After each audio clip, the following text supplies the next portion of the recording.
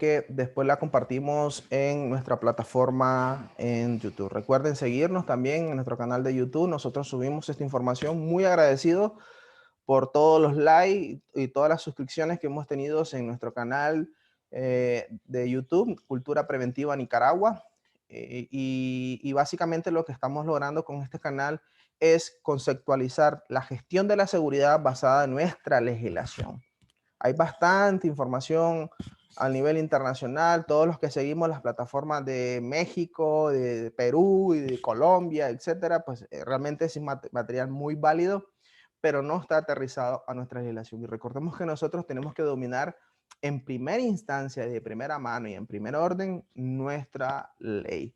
Y ahí vamos a darnos cuenta cómo nuestra ley no es tan básica como creíamos. Vamos a darnos cuenta y vamos a ver cómo específicamente está abordado la gestión de los riesgos de espacios confinados en nuestra legislación. Sin mucho preámbulo, damos inicio al tema de hoy. Como agenda vamos a ver el alcance legal conforme a la Ley 618, Ley General de Higiene y Seguridad del Trabajo y sus normativas. La determinación y vigilancia, o sea, ¿cómo determinamos un riesgo especial? ¿Qué es un riesgo especial? Y esto es importante tenerlo claro porque si no sabemos qué es un riesgo especial, recordemos que en la lista que está en la legislación es una lista indicativa, no es taxativa, o sea, puede haber muchísimos más elementos que pueden ser considerados fácilmente riesgos especiales. Por ponerles un ejemplo, no está el riesgo eléctrico. Por ponerles un ejemplo, no está el riesgo eléctrico. Y efectivamente los riesgos eléctricos en determinación en función de cómo lo manipulemos, lo trabajemos, tensiones de trabajo, etcétera. Por supuesto, frecuencias en el tiempo, en el año, en el mes, por supuesto que se convierte en un riesgo especial. Vamos a ver que el control operativo, o sea, todos los aspectos críticos que nosotros como empleadores y como trabajadores tenemos que estar claros. Y aquí voy a hacer énfasis en lo que está procedimentado en la ley y en lo que se operativiza en la práctica. O sea, cómo hacen las empresas para hacer posible todo esto que está escrito en una ley al día a día de ellos, ¿no? Como empresas de alto riesgo, por decir algo. Y por supuesto que siempre más que el problema, sino el planteamiento de una oportunidad de mejora, ¿no? Una oportunidad de cambio, que eso es lo que nosotros, desde el punto de vista de nuestras actividades que realizamos todos los días, pues estamos buscando. Tenemos muchos problemas, pero no sabemos cómo materializarlo, cómo resumirlo, cómo dosificarlo, cómo atenuarlo a un elemento de riesgo o a un factor de riesgo que podamos decir que está correctamente controlado. Y nada, pues eso es lo que vamos a ver el día de hoy. Estos cuatro alcances son, la presentación total son 44 diapositivas. Voy a tratar de, porque está incluido trabajos en altura, pero voy a tratar de por lo menos dar cobertura a lo que son riesgos especiales y en una segunda oportunidad vamos a hablar de los otros riesgos especiales. Bien, vamos a ver el alcance legal. Y fíjense que aquí tenemos algo interesante. En el alcance legal, permítame, voy a hacer algo aquí. Ok. Vamos a ver, vamos a ver, vamos a ver. Ok. Vamos a ver. Listo. En el alcance legal, en cuanto a los riesgos especiales, no se me quitó. Annotation, sorry. Ok. En los alcances legales nosotros tenemos en el título 18 de los determinados riesgos especiales, permítanme un segundo, voy a agarrar nuestra legislación. En este documento, en el anterior también está incluido, en este documento de la ley, el compendio de leyes, tenemos una normativa. Tenemos la ley, hace referencia a los riesgos especiales del 290 al 291. Particularmente ahí es donde la ley recoge y le da validez a todo lo que está determinado en nuestra normativa o nuestra resolución ministerial. Y hace énfasis a los trabajos con equipo y recipientes a presión. Si nos relacionamos esto, pues estamos hablando de calderas, estamos hablando de cilindros de gases compresos, estamos hablando de todos aquellos recipientes a presión que normalmente solemos tener en las industrias, en los hospitales, en las empresas de construcción, en tenerías, industrias alimenticias, etc. Entonces, el campo de aplicación en tema del riesgo especial relacionado a los equipos de recipientes a presión es bastante grande. Si solo hacemos referencia a una maquila que dentro de su proceso productivo está el lavado de la tela, de la ropa o del producto final, pues indudablemente nos vamos a encontrar con que esa maquila debe de tener una caldera porque si lava tiene que planchar. Y normalmente los procesos de planchado son procesos que son alimentados por el vapor que genera las calderas. Otro de los elementos considerados trabajos críticos es el trabajo en frío industrial. Y aquí estamos hablando de los equipos y cámaras frigoríficas. Y esto está directamente vinculado a todo lo que es la industria cárnica. La carne tiene que estar procesada o tiene que ser almacenada a bajas temperaturas, o sea, de menos 30 grados en adelante, menos 30, menos 45 grados más o menos.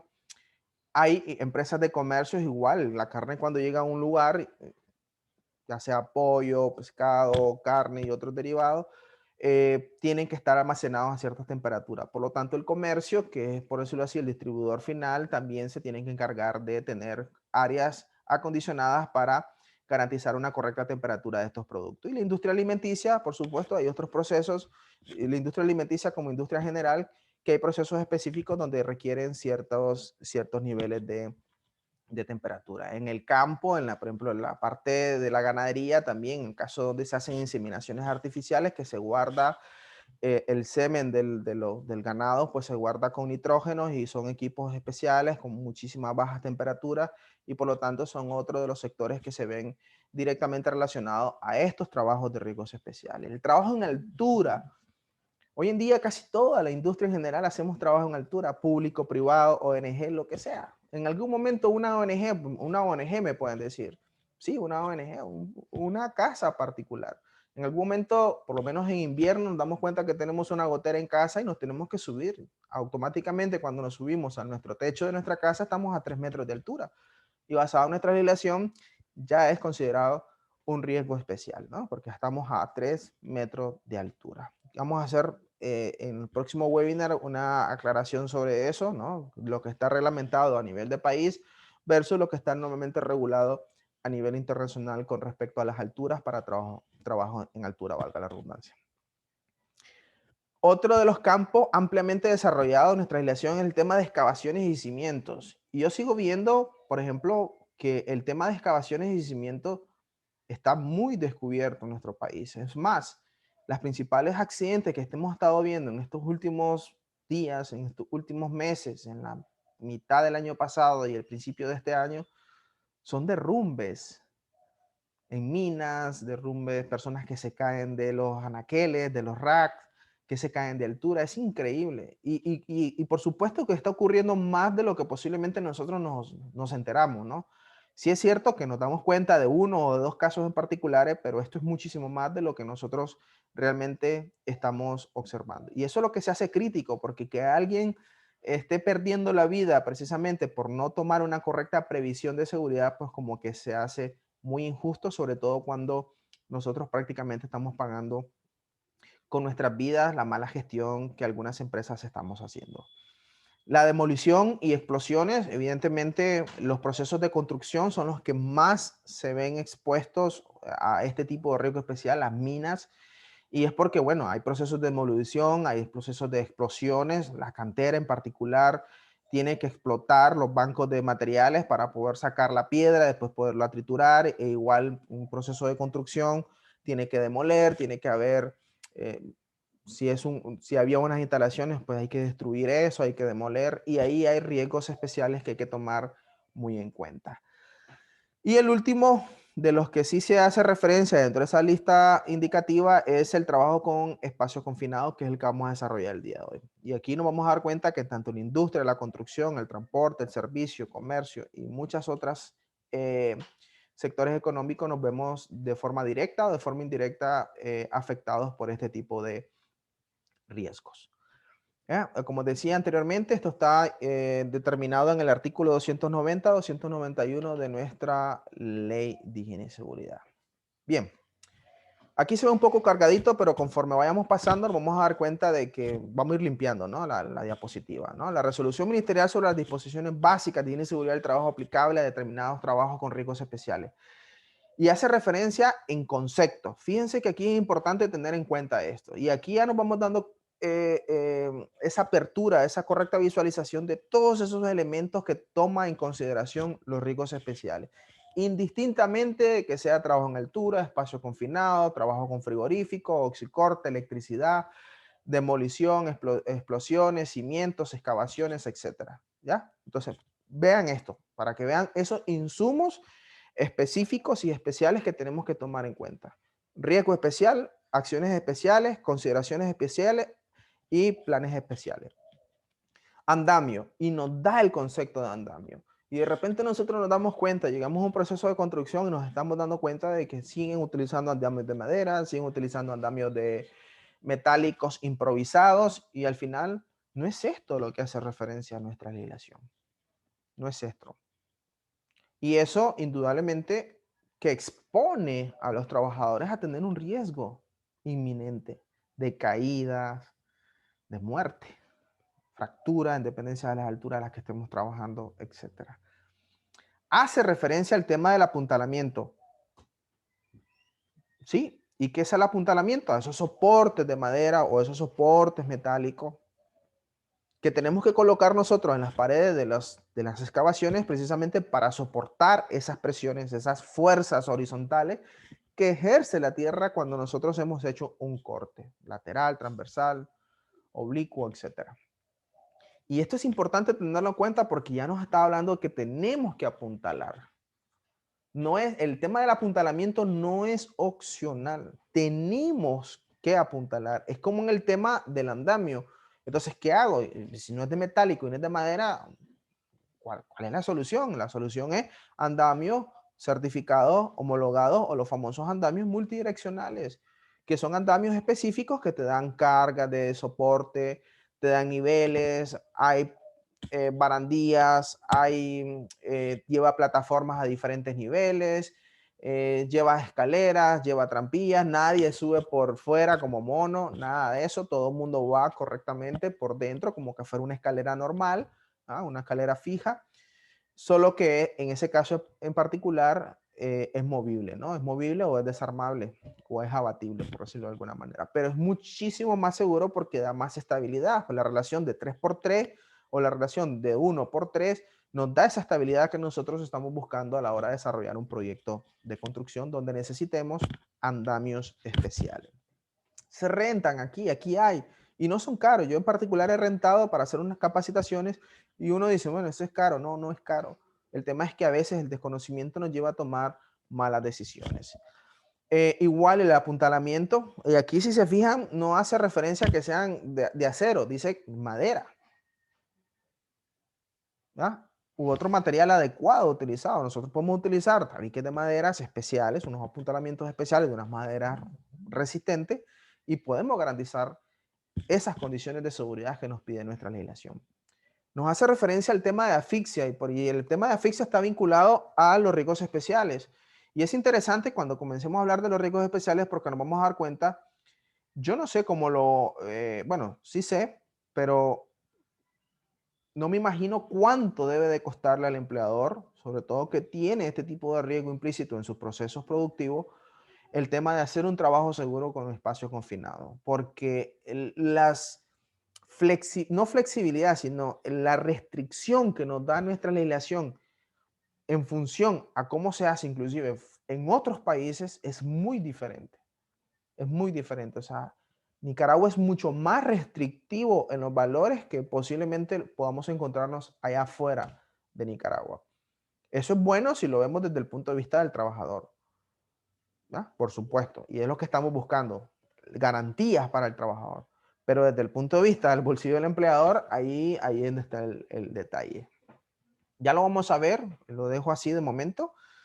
Al final, si hay alguna pregunta, lo podemos ver sin problema, pero es parte de lo interesante que traigo en este webinar del día de hoy. Barandillas o guardas de cuerpo. Imagínense, ya el tema de las barandillas. Si yo utilizo una plataforma, un andamio, las plataformas elevadoras, todas estas tienen barandillas. Y está establecido inclusive la altura a la que debe estar la barandilla, normalmente 1,10, 1,20 metros. ¿Cuántos de nosotros llegamos a un proyecto de construcción, vemos esos andamios y vemos barandillas? No hay barandillas. Ahí, es más, ponemos unos tablones de 4x2 aparentemente resistentes y ahí estamos los trabajadores. Ponemos dos tablones, las amarramos con alambre de amarre o mecate y ahí andamos trabajando arriba, repellando, pintando, haciendo acabados, etcétera, pues de una manera incorrecta. La entibación, ¿ya? Que es un armazón metálico con que se afianzan las paredes y los techos en las excavaciones, ¿no? Igual, esto está bastante relacionado al apuntalamiento, o apuntalamos o entibamos. Eso también a nivel internacional se le conocen como las famosas cimbras, las cimbras de protección en cortes de tierras horizontales. Bien, vamos a ver el tema del espacio confinado. Está el concepto muy correctamente detallado desde el punto de vista de lo que es un espacio confinado. Y aquí vamos a darnos cuenta de que el tema del espacio confinado es un tema bastante crítico en nuestro país. Tenemos bastantes buenas experiencias en relación a este tema y por lo tanto lo vamos a abordar durante el webinar del día de hoy. Las pasarelas, todas esas plataformas improvisadas, esos mezaninis que normalmente solemos desarrollar en los proyectos de construcción, esas construcciones improvisadas que no decimos que sean malas, pero sí es cierto que tienen que reunir condiciones de seguridad, de resistencia, acorde a las necesidades y a la cantidad de personas que van a estar ocupadas dentro del sitio. Yo conocí una experiencia en particular hace muchos, muchos años y fue en una discoteca en San Juan del Sur, una discoteca que es de 2 pisos, pero el piso era de madera. Y recuerdo que estaba tan alegre eso, que todo el mundo bailando, bailando, y se sentía como fondeaba el techo de esa discoteca, que yo decía yo, madre mía, aquí, o sea, no nos caemos porque Dios es grande. Bueno, indudablemente yo me retiré bastante temprano. Eh, por el miedo, porque yo decía, es que esto se va a caer, decía, es que era increíble cómo se fondeaba, o sea, aunque uno no estuviera bailando, terminaba bailando uno por esa algarabía que había pues en esa discoteca en ese momento. Las redes y mallas, seguimos ver o vemos muy poco los edificios y las construcciones que implementan este tipo de protecciones. Y esto debería ser normal verlo cuando ya comenzamos a ver estructuras que superan el piso número 1. O sea, 2 pisos, 3 pisos, 4 pisos, 5 pisos, 6 en adelante, ¿no? ¿Por qué? Porque siempre hay voladuras, desprendimientos, caídas de objetos en altura y siempre tiene que haber protección de que ese objeto o esa persona, si cae, no llegue al piso o al suelo, ¿no? En este caso. Y los taludes, hace referencia a los taludes, que son esas inclinaciones o esos cortes transversales o declives que se hacen en las paredes para ampliar su resistencia al derrumbe, ¿de acuerdo? Entonces, eso es lo que seguimos viendo retroexcavadoras haciendo los cortes sin hacer taludes, sin retirar las cargas de los cortes, sin tomar las previsiones correctas, sin apuntalar, sin estivar, sin colocar cimbras, sin permisos de trabajo, sin supervisión, sin esto, sin esto, sin esto. Así es que el tema de las ocurrencias de los accidentes, de las ocurrencias de los incidentes, no van a parar mientras no tomemos en serio todas estas situaciones. El gran inconveniente es que muchas veces nos damos cuenta de lo importante que es esto hasta que ya estamos en un proceso eh, sancionador de parte del Ministerio del Trabajo. Y lamentablemente, esas son las situaciones que nosotros muy correctamente y muy anticipadamente tenemos que estar previendo en estos momentos. Bien, dije que lo iba a limpiar, pero miren, al final avancé. Vale, no pasa nada. Determinación y vigilancia. Ok, ¿cómo determino un riesgo especial? Y aquí hay un concepto bastante interesante que nos lo da nuestra legislación. Dice que los fabricantes de los equipos, las herramientas, nos pueden decir si ese equipo o esa herramienta también es un riesgo especial.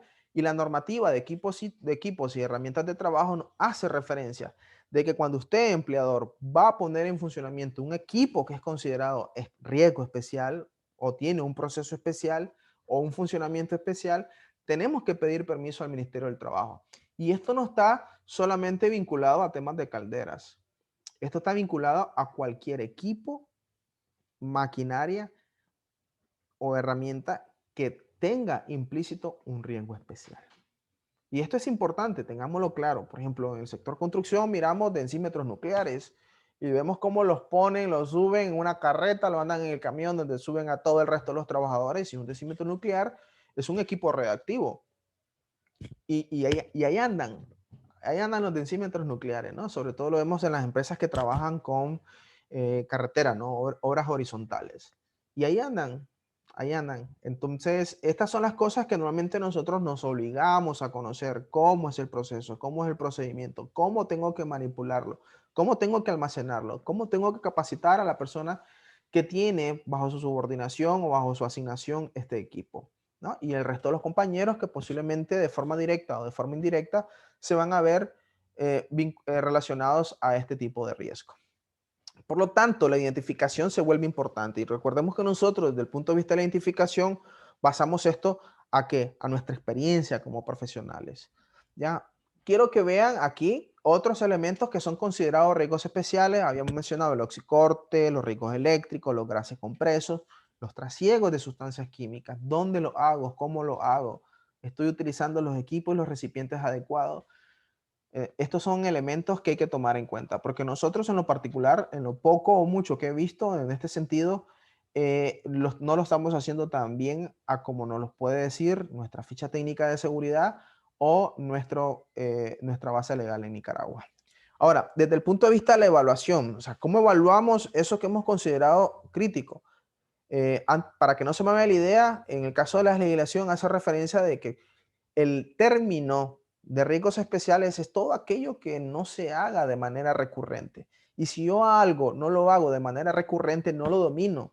Y como no lo domino, por lo tanto, tiendo o tengo una alta probabilidad de error o de fallo durante la ejecución de esa tarea. Y como tengo una alta probabilidad de fallo o de error en la ejecución de esa tarea, debo de tener un procedimiento que me ayude a mí a hacer ese trabajo.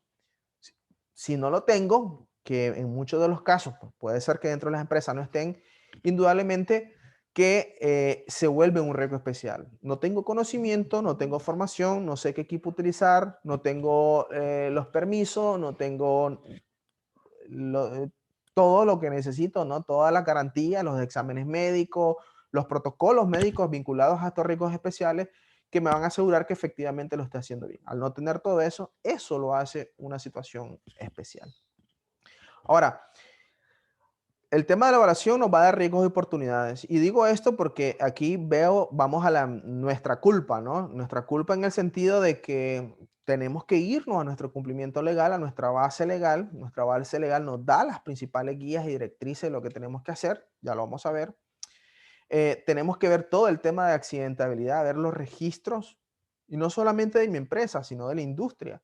Si yo sé, por ejemplo, ahora mismo que el tema de los guiriceros, el tema de las cooperativas de minas, los mineros que andan ahí por cuenta propia, está generando una situación sensible a nivel de país, sobre todo a nivel de esas familias que están perdiendo a sus hijos, a sus padres, a sus esposos, indudablemente que hay que hacer un stop, ¿no? Y analizar a ver qué se está haciendo para tomar una acción específica y controlar que la gente se siga muriendo por esa situación.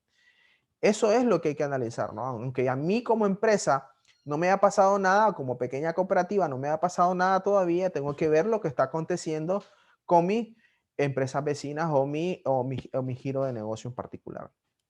Veamos los daños materiales y los procesos, porque aquí no solamente, cuando hablamos de riesgos especiales, no solamente suelen haber daños a las personas, también hay daños a la infraestructura, al proceso, al producto, al servicio que nosotros facilitamos como empresa.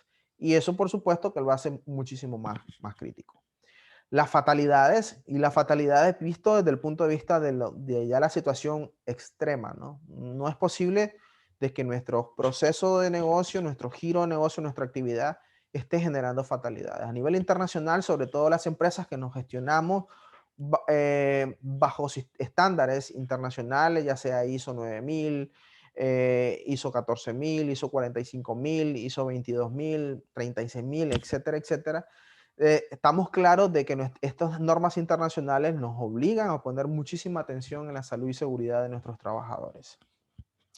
La estimación, que es una cuantificación del riesgo, esto es fácil desde el punto de vista de evaluar a través del procedimiento del Ministerio del Trabajo o cualquier otro procedimiento que usted quiera, que sea homologado a nivel internacional, ver si el riesgo ¿ya? De que se materialice una incidencia en bajo esa condición de tarea crítica es trivial, tolerable, moderado, importante o intolerable. Y en función de esto, particularmente de moderado hacia abajo, tomar las acciones específicas para poder responder oportunamente. Y responder oportunamente no es hasta que ocurre la fatalidad, sino de manera preventiva o proactiva.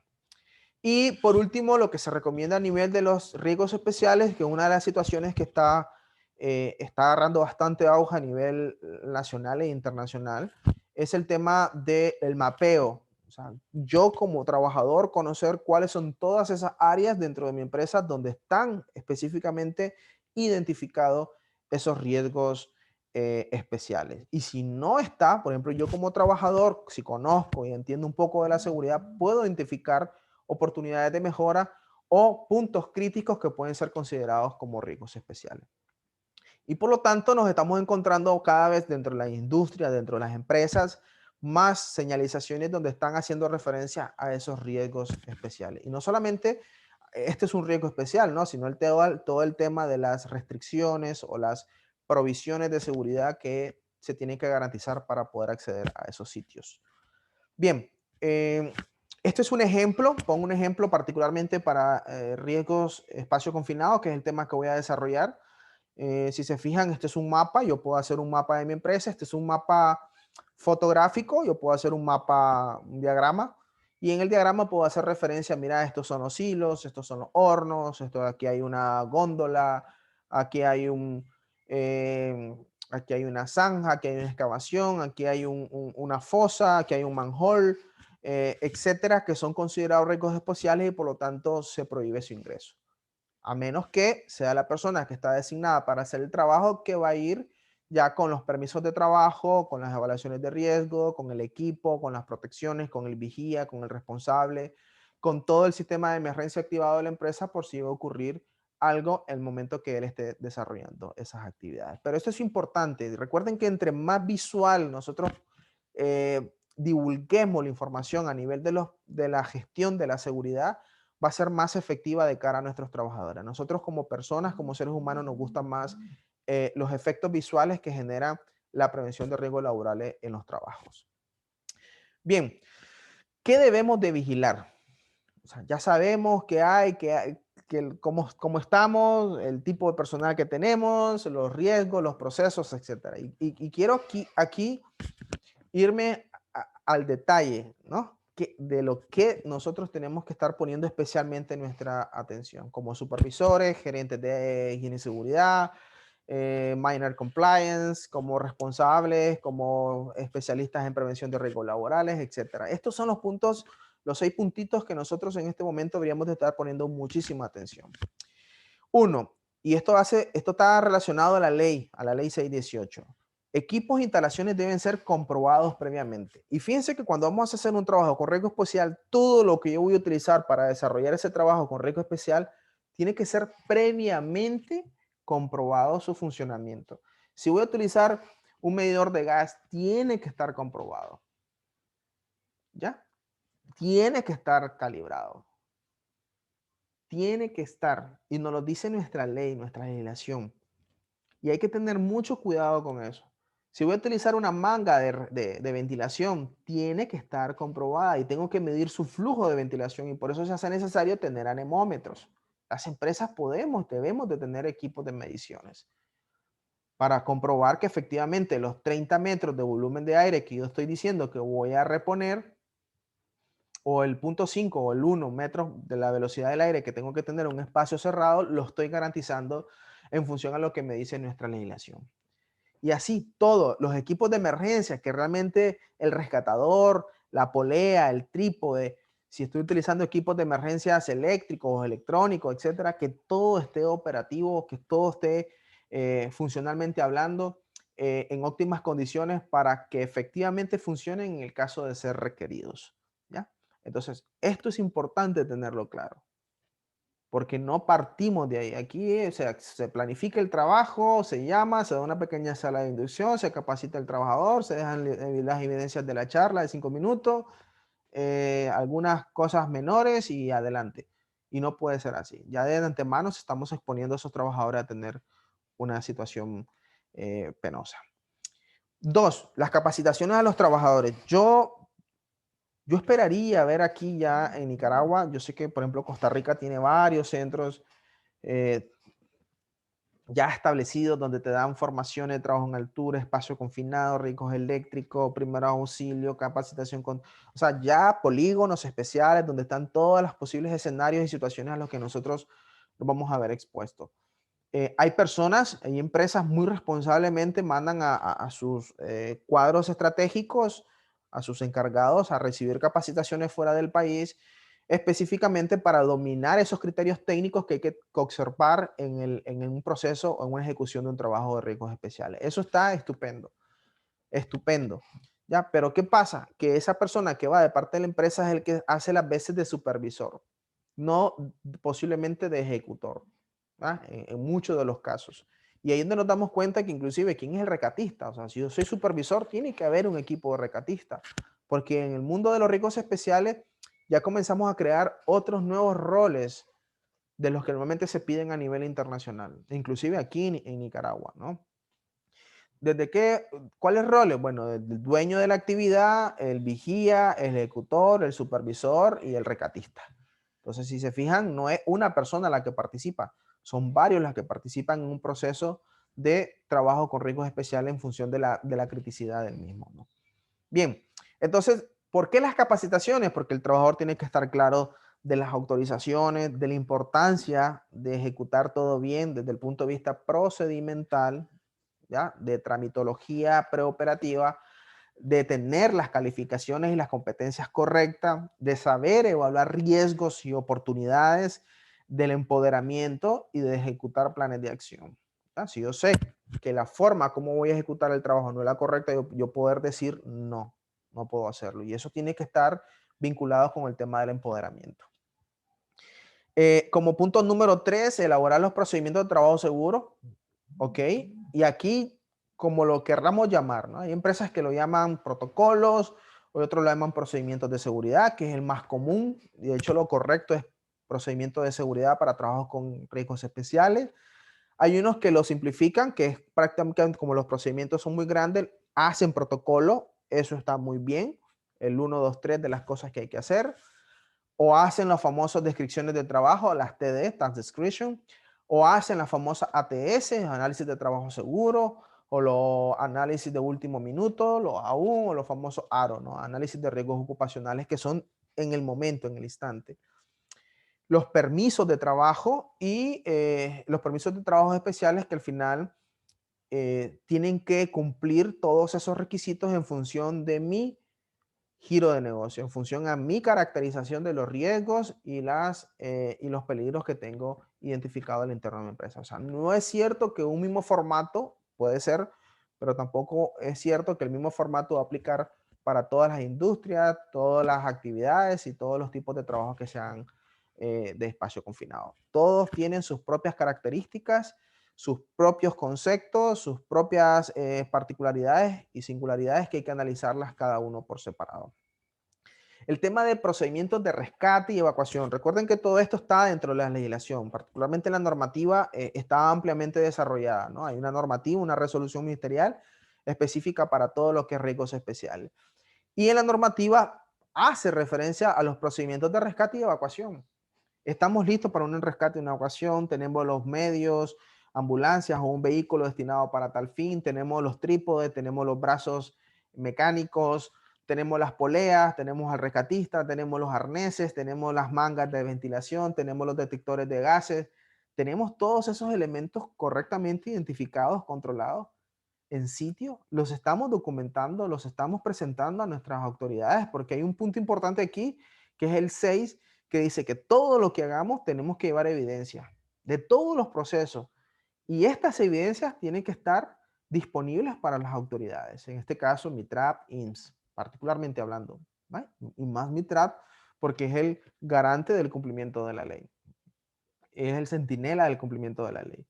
Y fíjense que al final cuando a ley y a conciencia comenzamos a analizar todo esto, nos hace falta bastante. Hay empresas que entendiendo la complejidad de Nicaragua, de repente tenemos un proveedor que sí lo puede hacer, pero dicen, no, es que esa formación solo la dan en Costa Rica o en Guatemala o en México y al final pues te incremento el costo. Entonces dicen, no, yo te voy a dar una internamente y te la voy a certificar. Ahora, ¿se puede? Bueno, yo en lo particular puedo decir que sí se puede, pero en dependencia de la criticidad de la actividad que se va a desarrollar. Si es una actividad de trabajo en espacio confinado, pero voy a estar en un agujero, en un sitio donde eh, a 2 metros de profundidad y donde las paredes son consistentes, que ahí lo que más puede haber es un tema de fatiga por calor, etcétera, pues igual puede ser que sí. Pero si estoy hablando de una limpieza de un tanque de gasoil o limpieza de alimentos, de grandes cantidades de alimentos y de otros productos que posiblemente desprendan gases tóxicos o inflamables, pues ya no puede ser ese mismo entendimiento. Ahí, por eso es importante identificar qué tan peligrosa es la actividad o qué tan crítico es la actividad, a pesar de que es un riesgo crítico, qué tan crítica es la actividad que va a desarrollar ese trabajador. No es lo mismo manipular un cuadro, un sistema eléctrico en 110 voltios y 220 que posiblemente un sistema eléctrico, un panel de control, un panel eléctrico o una celda de 23.500 voltios, 13.000 voltios, 7.000 voltios, etcétera. Más o menos esa es la relación. O sea, las previsiones de unas con otras son completamente diferentes. Ahora, hay un elemento importante que también nos hace referencia a nuestra legislación y es que nos manda a señalizar las zonas de trabajo con riesgos especiales. Y aquí viene, y esto es lo que le da vida a los famosos LOTOP.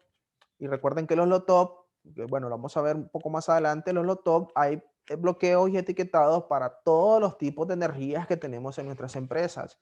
Energías mecánicas, energías cinéticas, energías hidráulicas, energías eléctricas, entre otros, ¿no? Entonces, todos los tipos de energías que nosotros tenemos dentro de nuestras empresas, los sistemas LOTOS nos permiten el bloqueo y etiquetado de cada una de ellas. Que las más comunes, los LOTOS, los relacionamos más comúnmente a los riesgos eléctricos, sí. Podemos decir que más o menos nació así, pero ahora podemos bloquear cualquier válvula, cualquier dispositivo de accionamiento, setas de emergencia, válvulas de pase, válvulas hidráulicas, válvulas químicas, todo, energías cinéticas, energías potenciales, energías mecánicas, energías eléctricas, todo lo que se pueda bloquear desde el punto de vista de la gestión de los trabajos y sobre todo los procesos críticos, hoy en día se puede hacer. Y como decía anteriormente, llevar evidencia de esos procesos críticos para evidencia del Ministerio del Trabajo.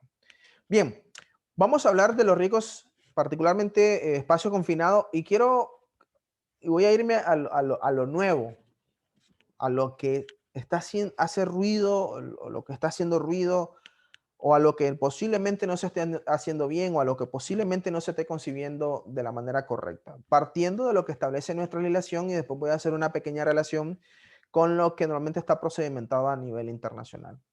Bien, dice que bajo nuestra legislación, en la resolución de conceptos, en el artículo 2 de la resolución ministerial sobre las disposiciones básicas de higiene y seguridad del trabajo aplicable a determinados riesgos especiales, en conceptos, está el concepto de espacio confinado y el concepto de espacio confinado incluye 4 elementos que son muy importantes tener en cuenta. No son 3, son 4 elementos. El primero es que cualquier espacio con abertura limitada de entrada y salida es un espacio confinado. Ahí estamos claros, ¿no? Si la entrada y la salida es limitada, como un manhole, como es el caso de la foto, pues indudablemente es un espacio confinado. Hasta ahí estamos claros. El segundo dice que la ventilación natural desfavorable. Ok, tenemos entonces espacio con entrada y salida limitada y ventilación desfavorable. Hasta ahí, bien. ¿Ah? Si es cerrado, indudablemente estamos en un hoyo, pues la incidencia de la ventilación se disminuye significativamente. Pero fíjense en algo, ventilación natural desfavorable. ¿Y a partir de cuánto consideramos una ventilación natural desfavorable? Nuestra legislación no lo dice. Nuestra legislación no nos dice que no puede haber menos de 0.5 metros por segundo de ventilación de aire de manera continuada en un recinto cerrado. Y nos lo dice nuestra legislación, o sea, no lo dice Oscar Díaz, que nos lo dice nuestra ley. Y vamos a ver esto porque al final, si hay disminución de la ventilación natural, pues el sentido común nos dice de que es muy probable de que haya también disminución del oxígeno respirable, ¿no? Ok. 3. Condiciones atmosféricas peligrosas. Si es un recinto cerrado y si está ocupado por desechos, alimentos, químicos, entre otros, pues indudablemente que estos productos, aunque ya esté vaciado el depósito o el contenedor, quedan impregnados en las paredes, quedan residuos que posiblemente generen atmósferas peligrosas. Y eso es parte de la monitorización o el uso de los detectores de gases para identificar si de manera preventiva, si efectivamente tenemos potenciales riesgos relacionados a las atmósferas explosivas, ¿no? Y aquí las atmósferas explosivas hacen referencia a los incendios. Bien, y el último elemento dice, no está concebido para una ocupación continuada. Y fíjense que aquí ya esto, bueno, uno puede decir, ¿y qué espacio confinado podemos estar de manera continuada? Sí, hay espacios confinados que estamos ahí de manera no permanente, pero sí pasamos una buena jornada laboral en un posible espacio confinado. Y por eso es importante los tiempos, los descansos, los turnos, las rotaciones, los roles, etc. Inclusive cuando somos expertos y estamos haciendo una actividad con riesgos especiales. Hoy lo hace uno, al día siguiente lo hace el otro, etcétera, etcétera. Estos son los 4 requisitos que nos los pide nuestra ley. 4.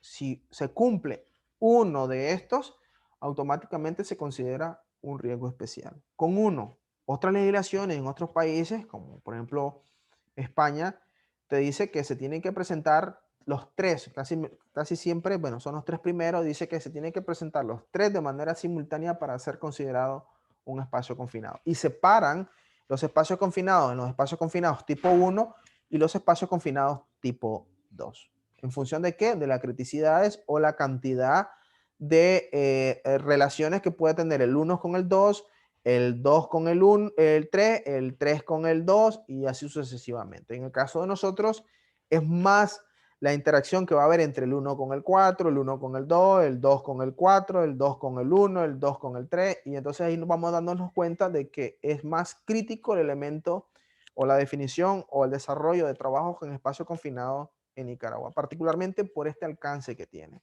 Y vamos a ver cómo lo va haciendo más crítico Nicaragua desde el punto de vista de las restricciones o las garantías que los empleadores tenemos que estar dando hoy en día a nuestros trabajadores. ¿Eso es bueno? Estupendo. Eso es, lo hago con referencia, no es que sea malo, ¿no? Que, uy, no vamos a hacer trabajo en espacio. No, por el contrario, lo tenemos muy por encima de la media internacional. Chiripón, lo que sea, bueno, puede ser, ¿no? Puede ser, pero yo creería de que más bien se dio esa visualización correcta en su momento. Y eso a mí como profesional en la seguridad me alegra, porque aquí en adelante ya queda el peso y la responsabilidad sobre nosotros los empleadores en realmente apegarnos a estos procedimientos que nos dice nuestra legislación. Nada más. ¿Que sí es complejo? Sí es complejo. ¿Costoso? Sí es costoso. Y lo vamos a ver más adelante cómo se comienza a poner más complejo y más costoso. Bien, los espacios confinados se dividen en 2 grupos. También está definido en el artículo 2, en los párrafos infines del concepto de espacio confinado. Dice, número 1, abiertos, y nos hace referencia particularmente de cuáles son esos espacios confinados abiertos. Y fíjense qué interesante, aquí donde uno se agarra y comienza a decir, espacios confinados abiertos, y no es que es un espacio cerrado, limitado en su acceso y su salida, con una ventilación natural desfavorable, con presencia de sustancias peligrosas o atmosféricas peligrosas o explosivas. Y entonces, ¿cómo es esto posible? Sí, pero es que lamentablemente los túneles, las alcantarillas, las redes de conducto, las tuberías, las piletas que tienen una profundidad considerable, más de 3 metros, pueden ser considerados espacio confinado. O también son considerados espacio confinado. Particularmente por las utilizaciones de equipos y herramientas que están restringidas en nuestra ley. Dicen que cuando, por ejemplo, estamos trabajando en un espacio abierto, que solemos tener esa confusión de que si es un espacio confinado o no, ellos nos dicen, bueno, para todo lo que es cerrado es prohibido esto, pero también para ustedes que son espacios, espacios confinados abiertos. Para mí, para ustedes, la utilización de estos equipos y estas herramientas especiales no la pueden utilizar porque complica o distorsiona aún más o aumenta la probabilidad de que tengan una incidencia relacionada con una asfixia, una muerte o una fatalidad. Y aquí uno dice, pero ¿qué es eso? Sí, ya lo vamos a ver. Ya lo vamos a ver y en la parte que ya estemos con esas limitaciones que están claramente definidas en nuestra normativa porque están ahí, uno nos vamos a dar cuenta, hombre, es cierto. Al final, y tenemos un ejemplo de esto que ocurrió hace muchos años en relación ustedes saben que fue una noticia muy conocida a nivel nacional, que era con respecto pues al hijo del expresidente Arnoldo Alemán, que fallecieron creo 4 o 5 trabajadores, ¿no? Y era una piscina abierta y el que entraba prácticamente quedaba muerto en el fondo de ella. Ahora, el cerrado, pues indudablemente aquí, que ya lo conocemos, silos, reactores, pozos, hornos, cámaras, cisternas, bodegas de barco, entre otros, son parte de esos elementos que ya dominamos más el tema de espacio confinado, precisamente por verlos cerrados y limitados en sus accesos y salidas. Bien, ahora vamos a hacer referencia en el artículo 111 de la resolución ministerial, hace referencia a que los trabajadores que intervengan en los espacios confinados deben disponer previamente de procedimiento. Y un procedimiento importante es el famoso permiso de trabajo para trabajos en riesgos especiales. ¿Y cuántas personas firman estos permisos? Y caemos en el error de que llenamos los permisos, pero ¿y si no hay algo de lo que estamos diciendo que tiene que haber? El recatista llegó, le dio una diarrea al hombre o se enfermó, tuvo un incidente con su hijo, lo que sea, y no llegó a trabajar. ¿Qué hacemos con esa persona? O sea, ¿se paraliza el proceso? ¿Qué decisión tomamos? Y aquí tiene que ver esto con el liderazgo, ¿no? Y el empoderamiento que tenemos, tanto los de seguridad, el gerente del proyecto, el vigía, el supervisor, inclusive hasta el mismo trabajador. Que el mismo trabajador es el que va a decir, no están las condiciones, no hay que hacerlo. O así más o menos debería de ser. Y este es un ejemplo de espacio confinado. Recordemos que entre más gráfico, de permisos para trabajo en espacio confinado, recordemos que entre más gráfico, mejor. Las capacitaciones de espacio confinado versus las capacitaciones de trabajo en altura son muy parecidas. Difieren de un 20%. Lo único que los entrenamientos finales se hacen en una cámara cerrada, ¿no? Y le echan un poco de humo inerte e inoloro precisamente para simular pues de que hay liberaciones de gas y crear un efecto de claustrofobia para que se pueda ver si efectivamente ese trabajador logra salir en tiempo y forma del lugar en el que se encuentra, ¿no? De ahí el resto, el uso de los arneses, de los rescatadores, los brazos hidráulicos, de los mosquetones, de la línea de vida, etcétera, etcétera, es exactamente lo mismo. La camilla cambia. Evidentemente, para sacar a una persona de un espacio confinado son camillas articuladas y eso sí, hay que reconocer lo que cambia. No podemos meter una camilla rígida porque si es un espacio confinado, estamos limitados en espacio, valga la redundancia, y por lo tanto no puede ser una camilla normal. Permítame aquí, vamos a ver. Ok, perfecto. Vamos a ver, aquí tengo un problemita. Ok. Bien, seguimos. Esto con lo de los permisos. El otro es el monitoreo. Y el monitoreo normalmente se está aconsejando que en primera instancia nosotros conozcamos qué tipo de sustancia química tenemos en las empresas. O qué cosas tenemos almacenado en ese contenedor, o en ese envase, o en ese recipiente, o en ese tanque, o en ese silo. Para que sepamos los riesgos derivados de ese almacenamiento de ese producto. O sea, si es metano, por ejemplo, saber dónde específicamente voy a hacer la muestra. Porque aquí juega un rol importante el tema de las densidades moleculares de las sustancias que estamos almacenando, ¿no? Entonces, ya lo vamos a ver más adelante y quiero poner una relación rápida, por ejemplo, el carburo de calcio, la famosa piedra de calcio, o cuando se aplica el proceso, normalmente si está expuesto al aire, como el aire tiene humedad, él comienza su proceso de descomposición, ¿no? Entonces comienza a liberar lo que es el ácido acético, el, el acetileno, perdón, comienza a liberar lo que es lo que nosotros conocemos como el acetileno, el gas, y por debajo sale lo que es la famosa lechada, que es lo que nosotros conocemos como el carburo de calcio.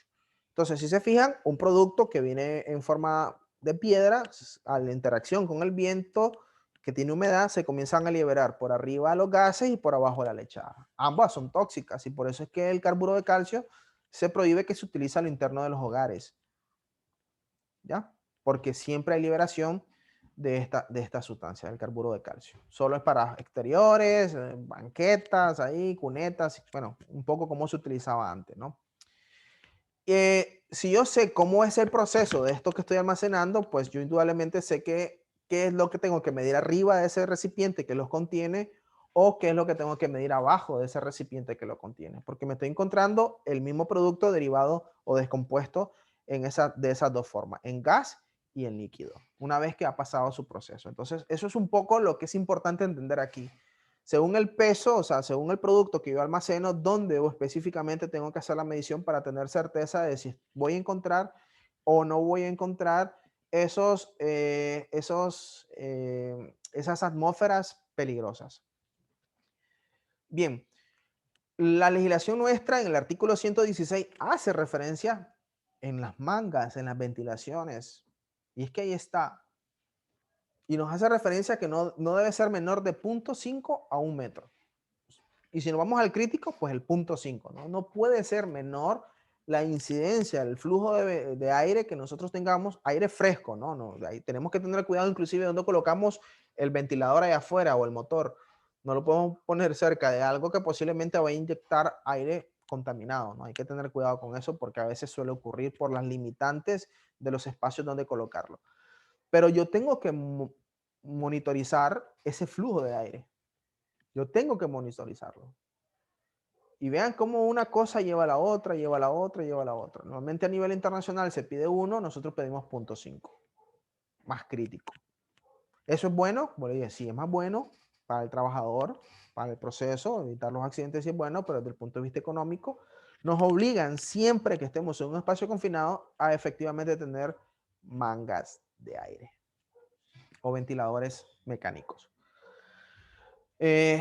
Lo que buscamos dentro de un proceso de ventilación es que realmente se recoja todo, o sea, que se pueda ventilar toda la cámara que queremos, en la que vamos a realizar el trabajo. Y normalmente estos deberían de estar desde antes para tratar de evacuar todos los posibles gases y partículas que estén adentro y que puedan ocasionar una incidencia en el trabajador.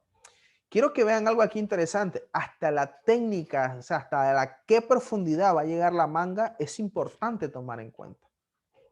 Porque si es una manga pequeña, bueno, al final el aire va a quedar ahí arriba y como recuerden que el aire más denso o menos denso, perdón, van hacia arriba, entonces de repente lo que va a hacer el aire que posiblemente estemos metiendo es saliendo inmediatamente. Y nos vamos a lograr que la parte de abajo realmente se ventile y que todos los residuos que posiblemente se suelen almacenar, que seguramente se suelen almacenar aplacar en el fondo de los recipientes, pues estén ahí y que siga la liberación de esas sustancias que pueden ser peligrosas. Tiene que llegar hasta el fondo del recipiente y tiene que ser el efecto de ventilación, ¿no?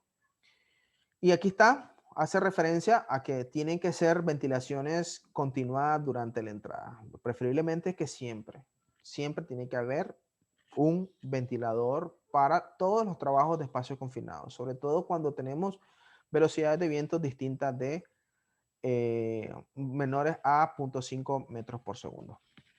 Bien. ¿Por qué ventilar el espacio? Pues, ¿y cómo lo hacemos? Use ventilación mecánica, abanicos, ventilaciones forzadas, ventilar a razón de por lo menos 4 volúmenes por hora. Y 4 volúmenes por hora, normalmente la relación son 30 metros, son 30 litros por segundo. Entonces, lo logramos esto cuando nosotros compramos los equipos, normalmente tenemos que tener garantía de un flujo de aire de mínimo 50 litros por segundo, ¿no? Entonces, cuando nosotros compramos equipos o rentamos equipos con flujos superiores a los 50 litros por segundo, es donde estamos realmente asegurando de que tenemos esos niveles mínimos de ventilación que requerimos. Asegúrese que el aire suplido no esté contaminado, ya lo comentábamos anteriormente. La ventilación por aire suplido debe ser de aire fresco, no contaminado con sustancias inflamables o sustancias tóxicas. este es el ejemplo que les mencionaba. Por ejemplo, el metano es tan volátil que él va a subir. Aunque no tenga interacción de mangas de aire, él va a salir porque no es denso. Al no ser denso, se va a ir arriba. Entonces, yo puedo hacer, particularmente mi muestreo puede ser arriba del recipiente que voy a meter al trabajador, pero hago uso de los muestreos abajo. Aunque si yo sé que es metano, muy seguramente me lo voy a encontrar arriba. ¿Qué pasa si yo vengo, enciendo el equipo cuando ya está abajo, o en el momento que lo comienzo a bajar, puede ser que no me lo detecte el metano? ¿Por qué? Porque abajo puede ser que no lo encuentre, sino que va a estar ahí arriba. Entonces es importante que sepa dónde tomar las muestras. Que si tomé arriba me sale identificado, entonces digo, yo voy a seguir más abajo para ver qué me puedo encontrar abajo o si hay presencia del metano abajo. En el caso del monóxido de carbono, igual que el aire, un poquito menos denso, va a subir, pero ya no nos vamos a encontrar en la mera salida del recipiente, lo vamos a encontrar un poquito más abajo. Entonces, esto es importante porque no voy a tomar la muestra a la salida del recipiente, sino que tengo que meter un poco más la sonda. Y igual, detecto ahí, confirmo y sigo buscando más hacia abajo para ver si no hay residuos de monóxido de carbono. Y así sucesivamente voy con lo otro, el sulfuro de hidrógeno. Es pesado y si se fijan aquí, si es un tanque que almacena sulfuro de hidrógeno, pero evidentemente me tengo que ir a utilizar la sonda de medición, en este caso el multigas, a detectar la presencia del sulfuro de hidrógeno hasta la parte más profunda de ese tanque de almacenamiento. Quiero que vean con esto que hasta este pequeño detalle es muy importante, donde podemos encontrarnos la presencia de esos gases que suelen generar esos productos que tenemos almacenados. Como le ponía el ejemplo el carburo de calcio. ¿Ya? Entonces, esto es muy importante. Y normalmente los gases, entre más volátiles sean, es cierto, nos los vamos a encontrar arriba, y entre más pesados sean, pues nos los vamos a encontrar abajo. ¿Cómo nos damos cuenta de sus pesos moleculares y todo eso? Las famosas fichas técnicas de seguridad del producto químico nos va a decir esta información. Ya se fijan cómo una cosa nos vincula con otra. Tenemos que conocer que efectivamente cuáles son los riesgos derivados de un almacenamiento de una sustancia química en particular, o un alimento o un producto. Bien, para Nicaragua es crítico toda aquella detección de oxígeno por menos de 20.5%. ¿Qué significa esto? Vean, nosotros a nivel internacional, se tiene regulado 19.5. O sea, el aire que nosotros respiramos, está compuesto por dos elementos primarios, que es el nitrógeno y lo que es el oxígeno. El nitrógeno con el 78 y el oxígeno con el 21%. Y tenemos un 1% de otros gases, ¿no? Entonces, de ese 21%, nuestra legislación nos está diciendo de que no podemos bajar de 20.5, o sea, prácticamente nada. Prácticamente nada. ¿Qué significa esto? Que es muy complicado llegar a ese 20.5. Si inyectamos ventilación y todo eso, pues seguramente no, pero si no lo hacemos, quizás muchos podremos estar fallando en este sentido, pues sí que es difícil llegar a ese porcentaje. Como les decía yo, o sea, España tiene 19.5, 20, perdón, pero de repente nos vamos a Honduras y tienen 19.5, Costa Rica 19.5, México 19 y así sucesivamente, varía. Ahora, 19, 19.5, 20, 20.5 son críticos, bueno, dependiendo del factor de seguridad que lo quiera dar a mi proceso y a mi trabajador.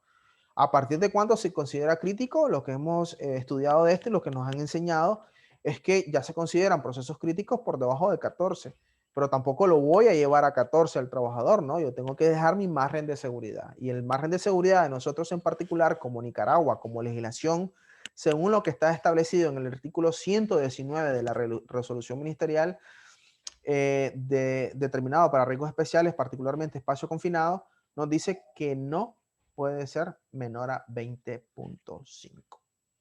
Entonces, superamos muchísimo lo que normalmente suele estar procedimentado a nivel internacional. Eso desde el punto de vista del trabajador, estupendo. Desde el punto de vista del empleador, complicado. El tema es que de ley está así y lo tenemos que hacer de esa manera. Y por lo tanto, la ejecución de tareas críticas en Nicaragua es más delicado de lo que normalmente pensamos. Y aquí, pues, para una muestra, un botón. Ok, vamos a irnos a otro, y estos son parte de los equipamientos que nos exige nuestra ley, y esto lo está establecido en el 120. Vean cómo estoy desarrollando nuestra misma normativa. Lo que pasa es que la normativa, como no es ilustrada ni nada de eso, pues no, ya ilustrado no dice, hombre, todo eso dice nuestra normativa, sí, todo eso, y lo dice así, con nombre y apellido. Dice que tenemos que tener los equipos de rescate, los trípodes, radio walkie-talkie, teléfonos, que tenemos que tener cuerdas, sogas, porque evidentemente para todos los trabajos, riesgos especiales, particularmente altura y riesgos y espacio confinado, necesitamos cuerdas. Tiene que haber un medio de rescate. Yo aquí puse una ambulancia porque, bueno, lo que más se identifica con un medio de rescate oportuno es una ambulancia. Hay empresas en Nicaragua que tienen ambulancia dentro de sus instalaciones. Las tienen. Hay otras que no, por el giro y la magnitud del negocio, pero sí tenemos el vehículo del gerente general, tenemos el vehículo del gerente de operaciones, del de venta, que yo sé que ante una situación de emergencia, pues no les va, no van a decir que no a un proceso de traslado de un trabajador a un hospital. ¿Ya? Y todo el tema de la vigilancia, la constante vigilancia de ese trabajador en todo momento que se esté ejecutando la actividad. Y nos lo dice en nuestro artículo 120. Tiene que haber alguien que constantemente, y por eso es que las vestimentas de las personas que trabajan en espacio confinado no pueden ser vestimentas oscuras inclusive. Tienen que ser vestimentas fluorescentes o fosforescentes. ¿De acuerdo? Que aunque esté limitada la iluminación dentro de ese recinto, el trabajador que lo está vigilando, el famoso vigía, tenga contacto visual en todo momento con ese trabajador. Equipos de protección personal. Y fíjense, casco, lentes, arnés, guantes, botas, ropas especiales y todo el aparejo específico para lo que es el tema de rescate. Camillas especiales, puños de ascensión, scroll, mosquetones, cuerdas especiales, los famosos rodos de rescate, que son estos que están acá arriba, estos rodos de rescate, el tema de la camilla especial, la camilla articulada, entre otras cosas. Son parte de los elementos de seguridad que deberíamos de tener nosotros cada vez que realizamos un trabajo en riesgos especiales. Hace poco le hice una pregunta en una empresa y le decía yo, ¿cómo hacen estos trabajos? Sí, sí, ya tenemos a alguien, pero ¿cómo lo hacen? No, se suben, lo hacen así, así. ¿Y qué empresa es? Puedo saber. Está la empresa. Sí, por curiosidad me metí, ver cómo lo hacen, qué lo hacen. Y chicos, al final, mal. Y les presentan tales evidencias. No, no lo sé. Y entonces le digo, es que el viernes de la semana pasada que hablamos de la última, eh, de las reglamento básico de seguridad para contratistas de obras y servicios, hicimos referencia a eso. O sea, ahí usted lo que está haciéndole es facilitándole a la enésima potencia a ese contratista la ejecución de su responsabilidad. Usted está absorbiendo toda esa carga de ese contratista. Usted y los que ya hemos sido multados por eso, hasta que nos pasa, uno dice, Dios mío, no nos vuelve a pasar eso, porque no es tanto el tema económico, aunque sí, por supuesto, afecta, sino el tema de la imagen en empresa. Y de repente nos damos cuenta que como somos una empresa que subcontratamos muchos estos servicios porque los riesgos especiales no nos gusta, no es algo que lo dominamos, entonces solemos subcontratar a un servicio, entonces peor la cosa, porque constantemente tenemos que hacer trabajo eléctrico, constantemente tenemos que hacer reparaciones, constantemente tenemos que hacer remodelaciones, constantemente tenemos que hacer soldaduras al interno de los tanques, limpieza, etcétera, etcétera. Entonces, constantemente estamos contratando estos servicios y constantemente nos estamos exponiendo a ser infraccionados por el Ministerio del Trabajo. cuando no hay necesidad alguna. Por eso que todos estos requerimientos tienen que estar correctamente definidos, procedimentados, visualizados, entendidos, comprendidos y aplicados. Si no, no vamos a estar haciendo nada nunca, ni corramos porque vamos a estar out. Bien, ahora, si el proveedor no quiere esto y lo otro, pues vendrá otro. Alguien va a dar con su requerimiento. Sobre todo en estas circunstancias, en estas situaciones, vamos a tener que nosotros, los proveedores de servicios, adaptarnos a las necesidades y los requerimientos de nuestros clientes. Ahora, ¿qué personas deben participar dentro de los trabajos con riesgos especiales? Y aquí menciono 3 como lo más básico, aunque deben de ser 5. Y aparece el vigía, el supervisor y el encargado de higiene y seguridad. Y fíjense que higiene y seguridad y el supervisor son 2 personas diferentes. Preferiblemente que sean 2 personas diferentes. Pero también es cierto de que inclusive estos 3 señores que estamos acá, o estas 3 responsabilidades o puestos o cargos, están subordinados por el dueño de la actividad, que es posiblemente el gerente del proceso, el gerente de la actividad, el gerente de la empresa, quien sea. ¿Ya? Y el recatista, que es la otra persona. Entonces, gerente y el recatista. Que el de higiene y seguridad puede ser el recatista, hay que dejarlo en el permiso de trabajo. Que el supervisor es el recatista, hay que dejarlo en el permiso de trabajo. Que el supervisor y el de higiene y seguridad van a representar al gerente general, hay que dejarlo en el permiso de trabajo. ¿Y el trabajador acá? ¿Dónde está el trabajador? Porque solo hay vigía, supervisor, higiene y seguridad. ¿Y el trabajador? ¿Dónde está? El que realmente se va a meter y ejecutar la tarea. ¿De acuerdo?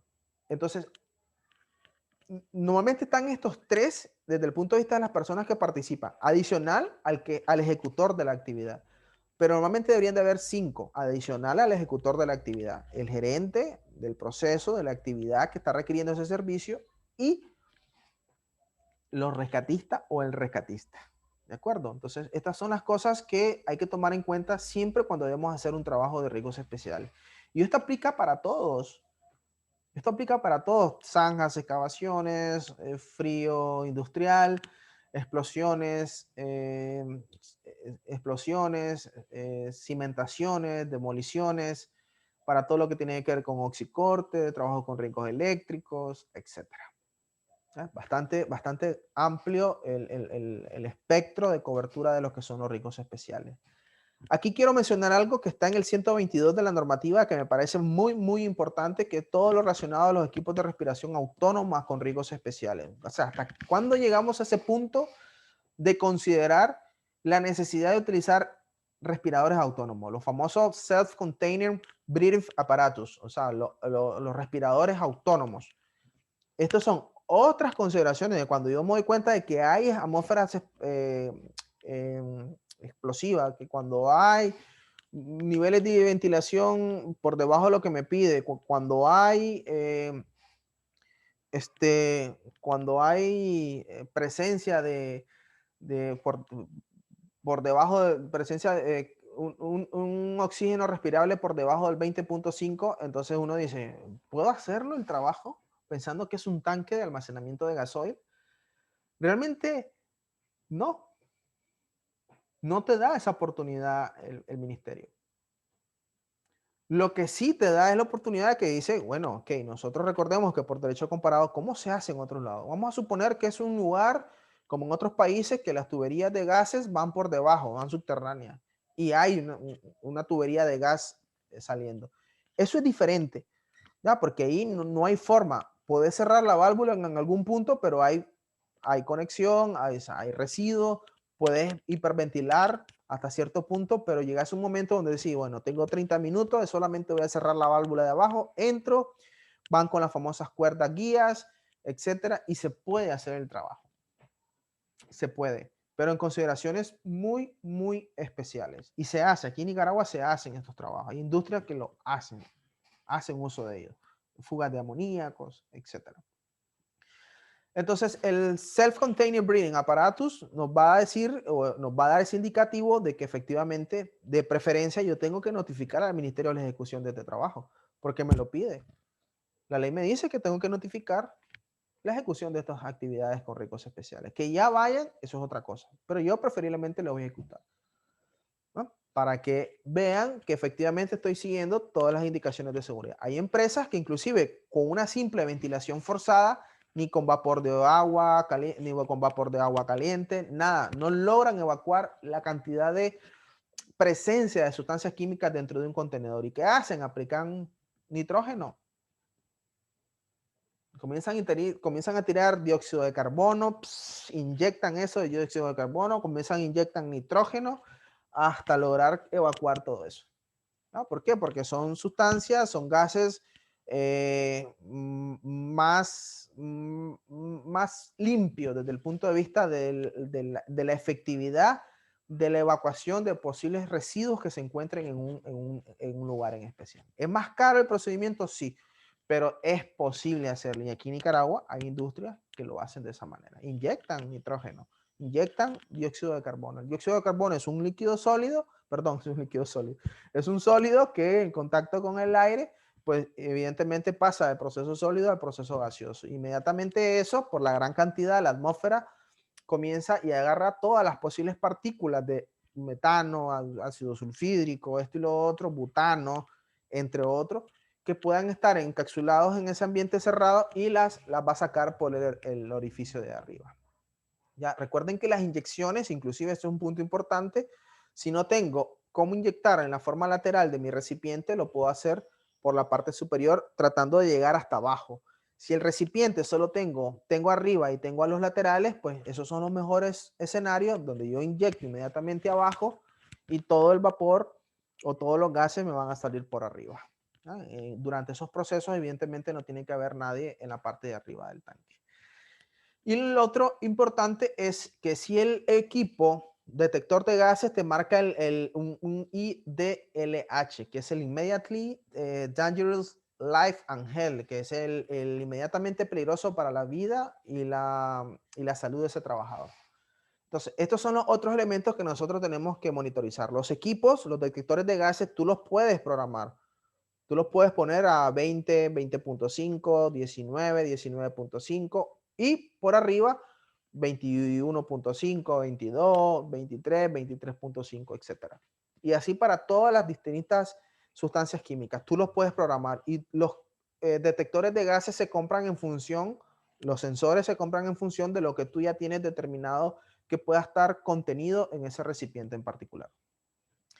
Estas son las prohibiciones. Miren que el artículo 124 y el artículo 125 de la normativa, de la resolución, no hace referencia sobre las disposiciones o las restricciones o las prohibiciones que tenemos que tomar en cuenta a la hora de encontrarnos en espacios confinados, abiertos o cerrados. Y fíjense, si ya es crítico para espacios abiertos, ¿cómo podría ser de crítico para espacios confinados? Los generadores, los tanques los tanques de aire, los tanques de compresión. Las lámparas tienen que ser especiales, no tienen que ser lámparas incandescentes, tienen que ser lámparas LED. Indudablemente que no se puede fumar ni llevar ningún instrumento que pueda generar chispa, ¿ya? Cigarrillos, encendedores, entre otras cosas. ¿Ya? Achicadoras, no pueden haber bombas achicadoras porque evidentemente estos equipos tienen, como les digo, trabajan por combustible, preferiblemente gasolina, y estas, pues cuando están en funcionamiento, liberan lo que es el famoso dióxido de carbono. ¿Estamos claros? Ok. Entonces, ahora me voy con esta relación al ejemplo de los espacios abiertos. ¿Qué pasó con el ejemplo que les decía anteriormente? Pues metieron una achicadora para sacar todo el agua a la piscina. La piscina se llenó de gas. Llegó un momento en que el gas llegó a nivel de la vía respiratoria de los trabajadores que estaban abajo y comenzaron a desmayarse, ¿no? Comenzaron a caer por esa deficiencia de oxígeno en nuestra sangre. Y ustedes saben, pues, que al haber una deficiencia de oxígeno, pues, como mecanismo de defensa tenemos el desmayo y si no somos retirados inmediatamente de ahí, pues, indudablemente va a haber una fatalidad. Y así cayó el primero, el segundo, el tercero, y creo que el cuarto fue el hijo del expresidente.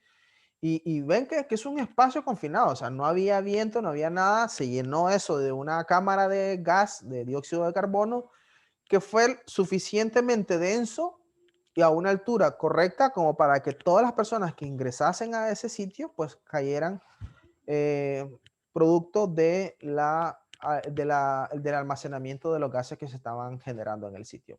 ¿Quién lo generó? Esa bomba achicadora. Entonces hay que tener cuidado con estos compresores, estos generadores y estas bombas achicadoras que normalmente solemos utilizar o se podrían utilizar en un espacio confinado. Otros peligros adicionales están los temas del clima.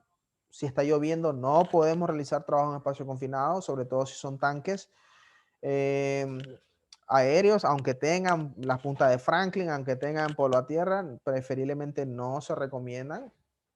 No, hay que evitar, tiene que estar correctamente programado, inclusive hasta el tema de la ventilación influye bastante. Las líneas eléctricas, si se están haciendo trabajos de oxicórtic, soldadura en su cercanía, también hay que tomar en cuenta eso y establecer mamparas o acciones específicas que te permitan pues controlar esas incidencias.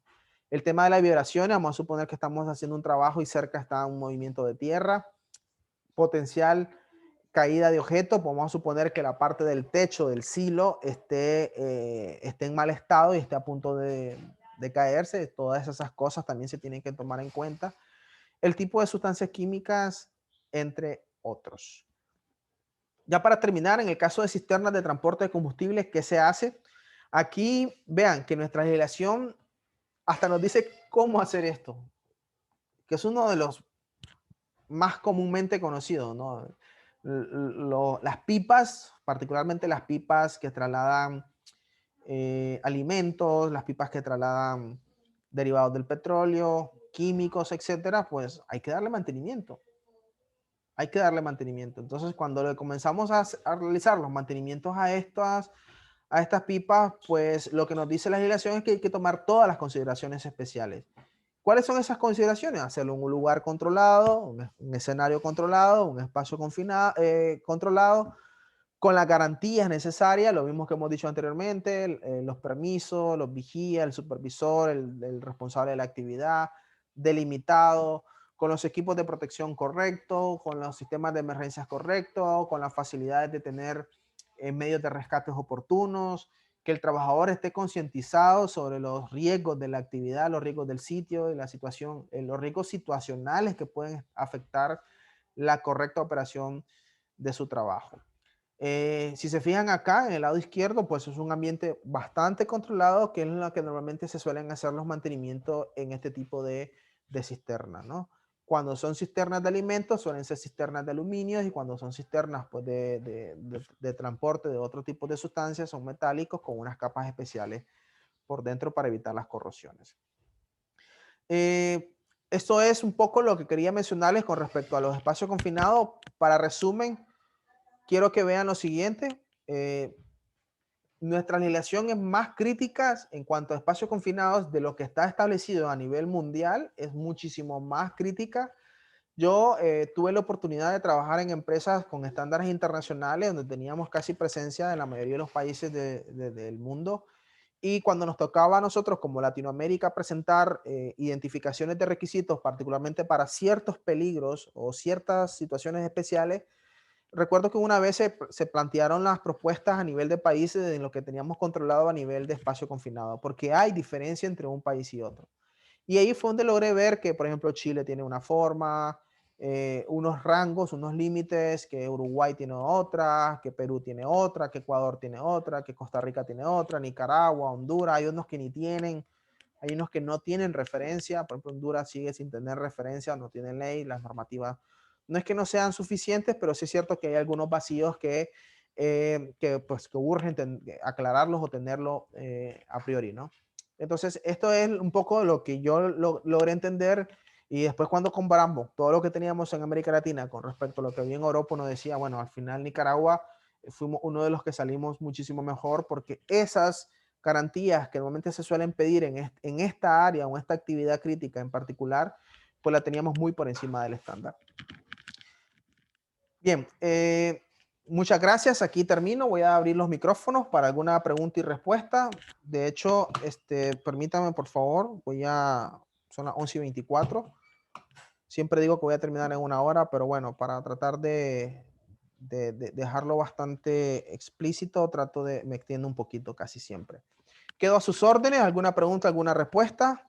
Muchas gracias para los que están conectados, los que nos sintonizan a través de nuestro canal en vivo de Facebook. Muchísimas gracias. Nosotros eternamente agradecidos. Voy a compartir un video de cómo inscribirse en nuestro canal de YouTube. Muchas gracias a todos los que nos han dado like en nuestro canal de prevención en YouTube. Recuerden que es Cultura Preventiva Nicaragua. Por favor, síganos ahí van a estar nuestros videos. Este video, posteriormente al día de hoy, procedemos a subirlo para que esté a disposición de todos los que quieran repasar algún criterio, algún punto de vista, algún elemento importante que hay que tener correctamente controlado. Por favor, recuerden que esto es algo bastante escueto, una pincelada de todo lo que hay que abordar. Ya en lo operativo hay muchísimo más. Solo queremos... sí, correcto, Carlos, ya le doy la oportunidad. Solo quiero puntualizar lo crítico desde el punto de vista teórico versus después ya lo crítico desde el punto de vista técnico. Estamos a sus órdenes para ayudarle a establecer procesos, procedimientos y controles que nos vayan a hacer más seguro la actividad laboral en nuestras empresas. Recordemos que esto es solamente por y para los trabajadores y para tener esa satisfacción de irnos a nuestras camas como responsables de seguridad, como gerentes de empresas y de saber que estamos haciendo las cosas lo mejor posible. Sé que cuesta, pero es parte de nuestro giro de negocio. La seguridad no es un gasto, es un costo de la operación y por lo tanto tenemos que verlo como tal. Cuando lo entendamos de esa manera, nos vamos a dar cuenta que efectivamente alguien es el que termina, alguien tiene que pagar la seguridad de los trabajadores y por lo tanto, pues eso normalmente suele ser el consumidor final de ese producto o ese servicio. Voy a irme al tema de los mensajes, de las preguntas, los comentarios. Dice, ¿sintieron el temblor? No. Dios. No. Ay, me están diciendo que sí, imagínense, mi madre. Bueno, menos mal que no lo sentimos, ¿eh? Fue de magnitud 5, ay, Dios mío. Fue de magnitud 5, dice, a 4 kilómetros de profundidad, bastante encima. Imagínense cómo estamos acá, de calor y de animados que no sentimos el temblor, y eso que estamos sentados. Bueno, ¿qué es el carburo de calcio? Dice María José Lacayo. El carburo de calcio es la materia prima principal que utiliza la industria en todos los países del mundo para hacer el acetileno. El acetileno que se utiliza para hacer el oxicorte, que es la que hace la llama, ¿no? Es el famoso, eso sale del famoso carburo de calcio. En el proceso productivo, pues se le aplica un polvo de mono no sé qué cosa, un polvo especial que ayuda a acelerar el proceso de descomposición. Es una piedra volcánica. De hecho, yo recuerdo, creo que es en Brasil, en los volcanes de Brasil o de Argentina, algo así creo, que es donde sacan esas piedras, las someten a unas presiones especiales y después se importa a Nicaragua. Suele utilizarlo principalmente productos del aire, y es para precisamente dentro de su proceso productivo, lo meten en unas cámaras especiales, le agregan estos polvos especiales y eso genera pues unos vapores, que el vapor en la parte de arriba es lo que se agarra y se mete en el tanque de acetileno, y por debajo sale el desecho, que el desecho es lo que nosotros conocemos como el carburo de calcio, esa pintura blanca que antes se utilizaba para pintar las cunetas, pintar los árboles así en blanco, algunas cosas, ¿no? Algunos ornamentos en especial. Eso es el carburo de calcio, ¿de acuerdo? Espero haberle ayudado ahí con esa pregunta. Entonces dice, ¿qué es el carburo de calcio en la casa? ¿En qué se usa? En la casa normalmente se utiliza para pintar líneas de estacionamiento, piedritas, pero todo en externo. Nunca se recomienda utilizar el carburo de calcio a lo interno de las casas porque se considera de que siempre el carburo de calcio, aunque esté ya en su etapa de desecho o en su proceso de desecho, el líquido como tal, puede generar pues partículas de de acetileno. Ok. En casa no sé para qué se usa, pero en la industria es para corte de metal. Bueno, el acetileno, correcto. El acetileno es para corte de metal. El famoso, las famosas trabajos en caliente, ¿no? Genera un tipo acetileno. Ok, gracias, gracias. Sí, uso inyección de dióxido de carbono o nitrógeno para realizar la limpieza de un espacio confinado y eso genera un gas contaminado a la atmósfera que pasa con el impacto ambiental y la contaminación del aire. Muy buena pregunta, Samantha. Muy buena pregunta. Inclusive hoy en día se está haciendo referencia al menor impacto ambiental posible. Fíjense que es interesante eso y lo contempla la ISO 14000, porque al final siempre hay impacto, siempre. Su proceso, el mío, yo, con el simple hecho de bañarme, genera un impacto. Estoy generando un agua que, bueno, no está limpia, a sucia, que es cierto, hay un proceso ahí de recolección, de transporte, pero genera un impacto. Nosotros somos contaminantes en todo lo que hacemos, ¿no? Entonces, el tema aquí es generar el menor impacto posible de la actividad que nosotros realizamos, ejecutamos. Y eso es un mandato a través de la ISO 14001. Correcto. Entonces, ¿qué quiero decir con esto? Evidentemente va a haber impactos, como las empresas que tenemos halotrones en los servidores, que son extintores especiales. Estos extintores especiales indudablemente lo que hacen es eliminar el oxígeno y al final, pues, si te pones a pensar, es peligroso para el medio ambiente porque se comen el oxígeno. ¿Ya? Entonces uno dice, bueno, aquí hay un problema, ¿no? Pero sí es cierto que está. Es como en la industria eléctrica. En la industria eléctrica se utiliza el hexafluoruro de azufre, que es el famoso SF6. Y el SF6 igual, tiene el mismo principio para fin de evitar chispas en los procesos, en las maniobras, los interruptores de las medias y altas tensiones, se aplica este producto para matar el oxígeno. Recuerden que dentro del tetraedro está el oxígeno, entonces al comerme el oxígeno no hay chispa nunca se hace el efecto en cadena. Pero y hay una fuga de estos productos o de estos químicos al ambiente. El tema es que tiene que ser el mínimo. Ahora, como lo hagas, siempre vas a contaminar. Si tú metes una manga, lo que hace la manga es salir y sacar el producto hacia allá arriba.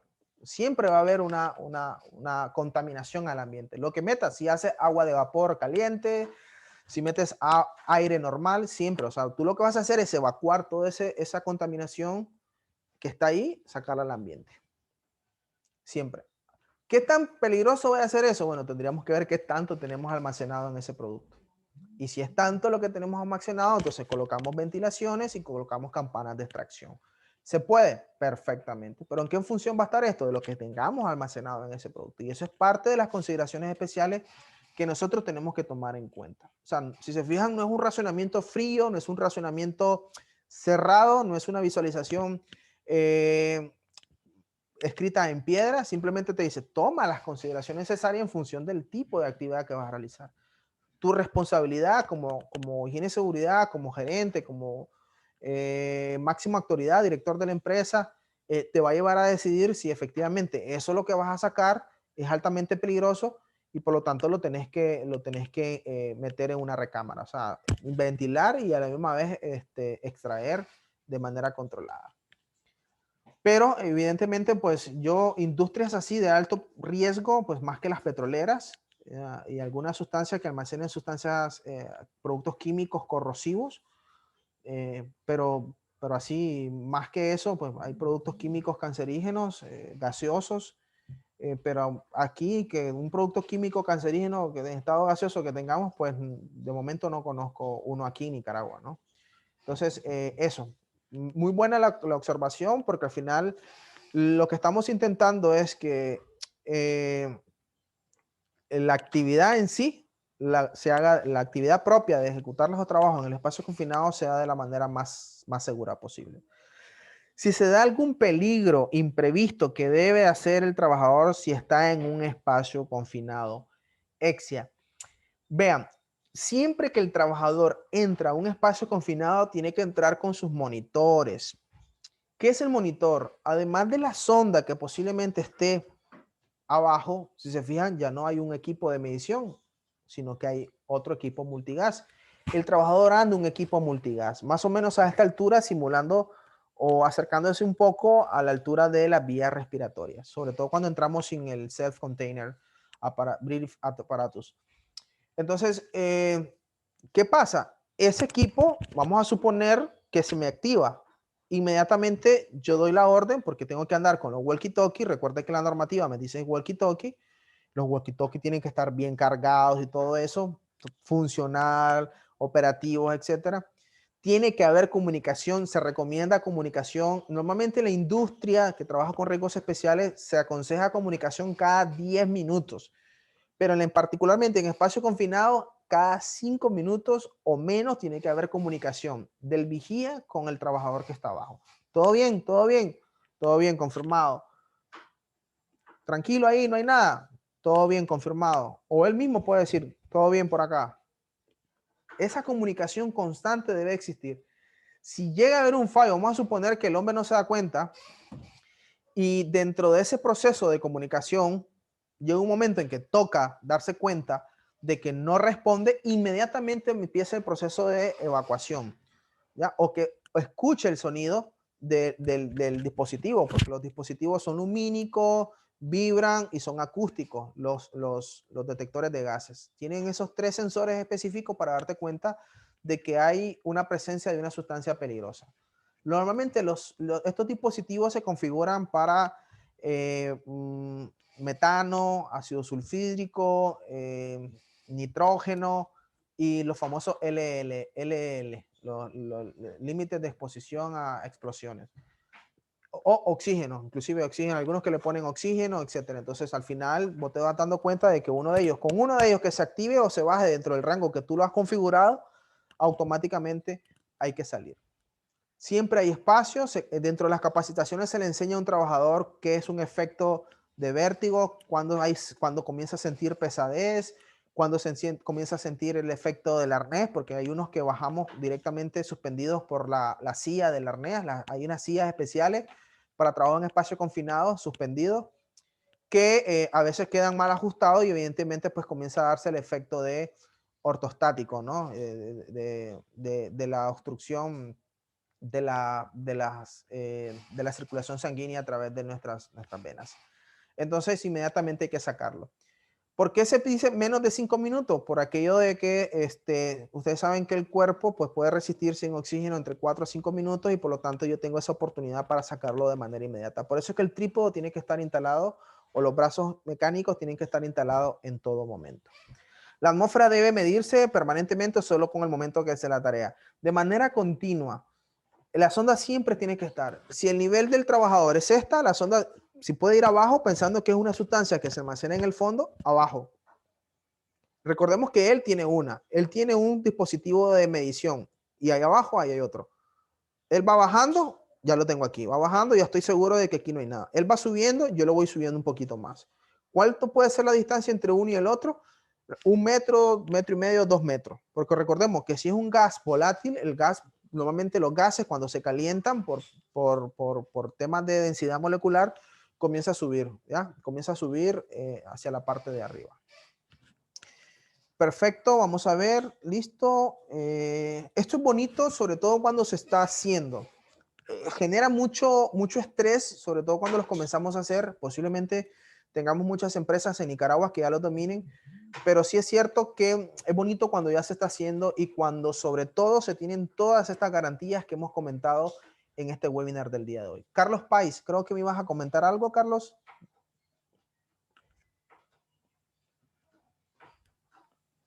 Buenos días, ingeniero. ¿Qué tal? ¿Cómo está? Hola, Carlos, ¿qué tal? Buenos días, adelante. Ingeniero, una consulta. Lo que pasa es de que habló acerca de los permisos de trabajo para riesgos especiales. Me gustaría saber si en base a normativa existe un formato específico que se pueda utilizar o nosotros lo vamos a adecuar a las necesidades que nosotros tengamos presentes en nuestras empresas. Muy bien, Carlos, excelente. No hay formato específico. Lo tenemos que confeccionar. Efectivamente. Y la confección pasa por hacer un reconocimiento de lo que tenemos como empresa. Y por eso es que yo siempre he insistido y siempre voy a insistir hasta el último día de mi vida. La evaluación de riesgo es el instructivo o el elemento de seguridad más importante que tenemos nosotros dentro de las empresas.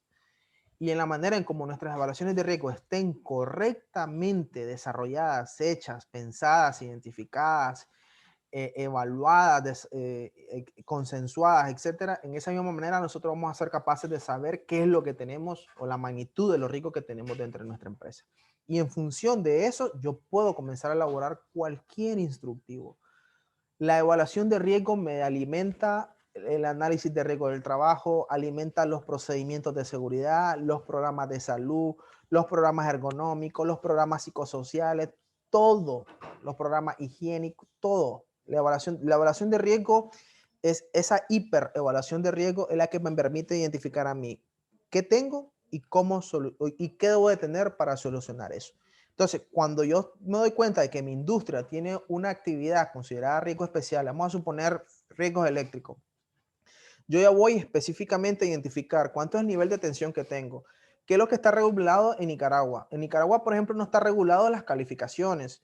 Pues, sí la competencia, por ejemplo, los bomberos, la ley 837 de los bomberos hace referencia a que te voy a dar una licencia para trabajar, para autorizarte como trabajador de riesgos eléctricos, ya sea domiciliar, industrial, lo que sea. Pero eso no, realmente, si te vas al procedimiento como tal, como se está haciendo, te vas a dar cuenta de que hay enormes vacíos. Solo llevas tu currículo, esto y lo otro, pagas los $10 y te dan el permiso. Entonces, el tema de las competencias, los cualificados, los autorizados, el trabajador en general, tú lo vas a determinar. ¿En función de qué? De esas buenas prácticas que normalmente se suelen desarrollar a nivel internacional. Entonces, la confección de los permisos, todos estos permisos, trabajos especiales, trabajos confinados, trabajos eléctricos, frío, demoliciones, excavaciones, explosiones, oxicortes, electricidad, recipientes a presión, caldera, nosotros mismos tenemos que confeccionar estos permisos. ¿En función de qué? De lo que conocemos, de lo que sabemos que tenemos, de los riesgos colaterales, de las situaciones específicas que se den en ese momento, porque cuando hacemos la evaluación pasa lo otro. Nosotros hacemos una evaluación en un instante del tiempo de una empresa. De 365 días, vamos a suponer, hacemos una evaluación en un mes. Y ese mes lo hacemos representativo de los 12 años. Y eso es mentira. Muchas veces las condiciones climáticas de un mes a otro es diferente. Ahorita no vamos a sentir el mismo calor que vamos a sentir llegando a abril, mayo. Cambia completamente. Y eso, desde el punto de vista de un recinto cerrado, un espacio confinado, te va a atenuar tu tiempo de trabajo en un espacio confinado, porque mayor presión. Imagínense, sobre todo si hablamos de los tanques de gasoil que están aquí en Puerto Corinto, en este lado del occidente, pues estamos hablando de una situación muchísimo más compleja. Entonces, si te fijas, reconocemos lo que tenemos y conforme a eso vamos creando los requerimientos. Si necesitamos una manguera de ventilación, si necesitamos una manguera de extracción, si necesitamos qué equipos especiales, si el trípodo tiene que ser mecánico, si el trípodo tiene que ser eléctrico en el sentido de que el rescatador, el que hace girar, actúe autónomamente. Hay unos que son manuales, hay unos que son autónomos. Si voy a tener otro tipo de rescatadores, un rescatador manual de un trabajador que baje, no es posible, ¿no? Porque si baja el trabajador van a ser dos los que van a morir. Están los que son unos mecánicos que son como brazos, están los trípodes. A mí en lo particular me gusta el de brazo, porque el de brazo lo puedes ubicar en cualquier momento, es más fácil su movimiento, el trípode es fijo y si te fijas en algún momento te puede restringir en la salida de un trabajador desde el punto de vista pensando pues en un rescate con camilla. Entonces, todas esas consideraciones tú las identificas, tú. ¿Basado en qué? En la observación, la experiencia, en un poco las buenas prácticas del sector en el que te encuentras y cuando te das cuenta pues tenés un procedimiento. Cuando lo comenzás a utilizar ese procedimiento te das cuenta de oportunidades de mejora. Y en la parte infine de los procedimientos te dicen observaciones. Si tú consideras que hay una parte dentro del procedimiento que puede mejorar, detállalo.